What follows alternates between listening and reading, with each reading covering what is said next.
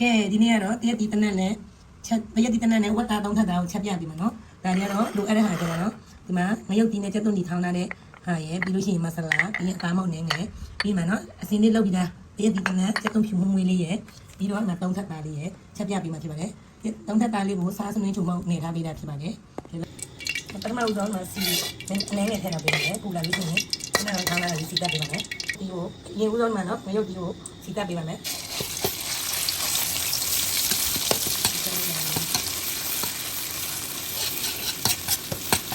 အဲ့ဒါကတော့မဆလာနည်းငယ်ထည့်ပေးပါမယ်နော်မဆလာတော့ထည့်ပေးပါမယ်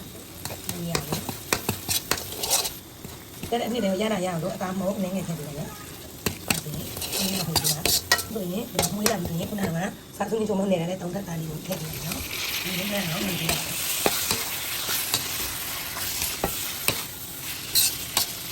ဒီပေါ်လေးခဏအောင်လုပ်ပါမယ်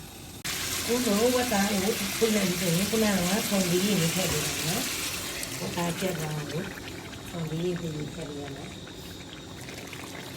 အခုဆိုရင်မဝတ်သားလည်းနူးသွားပြီတစ်စီနှစ်လည်းဖြစ်သွားပြီဆိုရင်ခုနကတော့တရက်ဒီတနက်လေးကိုထည့်ပေးရမှာဖြစ်ပါတယ်။ဒီတနက်နဲ့ထည့်ပြီး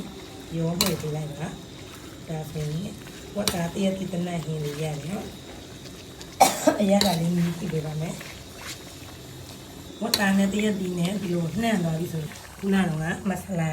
ဖြူပေးရမှာဖြစ်ပါပြီနော်။ဒါဆိုရင်ဝတ်သားတရက်ဒီတနက်လေးရပြီနော်။အရန်ကိုအရန်ကိုရတာရှိတယ်။ဝတ်သားတရက်ဒီတနက်လေးလိုက်ပြီးတော့ချက်စားကြည့်ကြနော်။ဝတ်သားတရက်ဒီတနက်လေးချက်သွန်းဖြူလေးမှုမှုလေးနဲ့ချက်သွန်းဖြူလေးကိုစိမ်တိုင်းဆက်ဆက်လေးနဲ့ဝါလို့ကောင်းစားလို့ကဝတ်သားတောင်းထပ်တာလေးမအီအောင်ခုလိုလေးချက်စားကြည့်ကြပါနော်။ကျေးဇူးတင်ပါတယ်ဘိုင်ဘိုင်